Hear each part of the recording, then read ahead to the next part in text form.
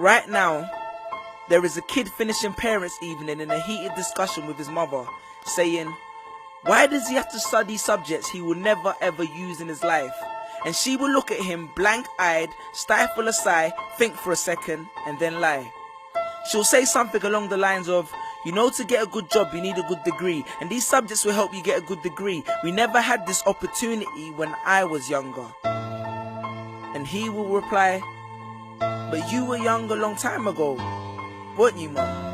And she won't respond, although what he implies makes perfect sense, that society's needs would have changed since she was 16. But she will ignore him, grip his hand more sternly, then drag him to the car.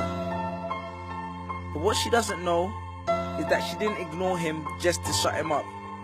She didn't lie because they were just returning from parents' evening and an argument in the hallway would look bad on her resume. She won't lie because she just spent the last 1 hour convincing a stern-faced teacher that she will ensure that her child studies more at home. No, she will lie simply because she does not know any better herself. Although her whole adult life she has never used or applied Pythagoras' theorem, pathetic fallacy, and still does not know the value of x, she will rely on society to tell her that her child, who has one of the sharpest minds in the school, is hyperactive, unfocused, easily distracted, and wayward. Students, how many equations, subjects, and dates did you memorize just before an exam never to use again? How many A grades did you get which were never asked for when you applied for a job? How many times have you remembered something 5 minutes just after the teacher said stop writing, only to receive your results 1 month later to realize that you were only 1 mark short of the top grade? Does that mean remembering 5 minutes earlier would have made you more qualified for a particular job? Well, on the application form it would have. We all have different abilities, thought processes, experiences and genes. So why is a class full of individuals tested by the same means? So does that mean Sherelle thinks she's dumb because she couldn't do a couple of sums? And if this issue is not addressed properly, it then becomes a self-fulfilling prophecy. Then every school has the audacity to have a policy on equality. The irony.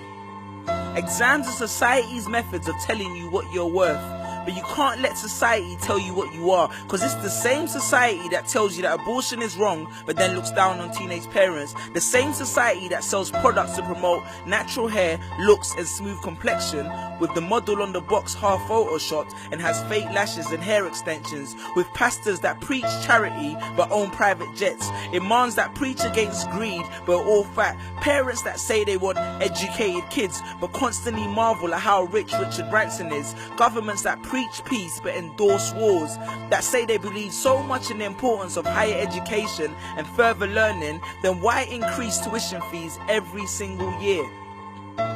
I believe Miss Jefferson when she took me into the office and said that my exams would be imperative to my success, because we was taught to always follow when Miss Jefferson led. But then I took Jefferson out of the equation and learned to think for myself. I realized we was taught to always follow when Miss led. The irony. Test us with tests, but the finals are never final, because they never prepare us for the biggest test, which is survival. And what I suggest is fairly outlandish, so I do not expect everyone to understand this, except for the kids who knows what it feels like to be worth no more than that D or that A that you get on results day, and the ones whose best stories were never good enough for the English teacher, because apparently you missed out key literal techniques, did not follow the class plan, and the language was too informal for him to understand. But then he'd reference Hamlet and Macbeth, and you'd fight the urge to express your contempt by partially clenching your fist with only your medius finger left protruding in the middle of your hand, and then asked if he was aware that Shakespeare was known as the innovator of slang, or the kid at the back of the class who thinks, why am I studying something that doesn't fuel my drive? But then when confronted with a maths problem, his eyes come alive. So this one is for my generation, the ones who found what they were looking for on Google, the ones who followed their dreams on Twitter, pictured their future on Instagram, accepted destiny on Facebook. This one's for my failures and my dropouts, for my unemployed graduates, my shop assistants, cleaners and cashiers with bigger dreams,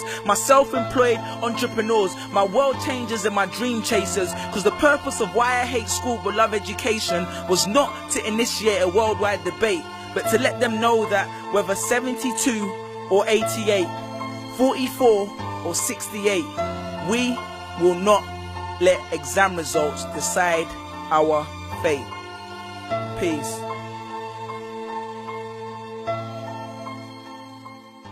Just these pictures on my phone, sitting all alone, visualizing home. And all my friends were just these pictures on my phone, pictures on my phone.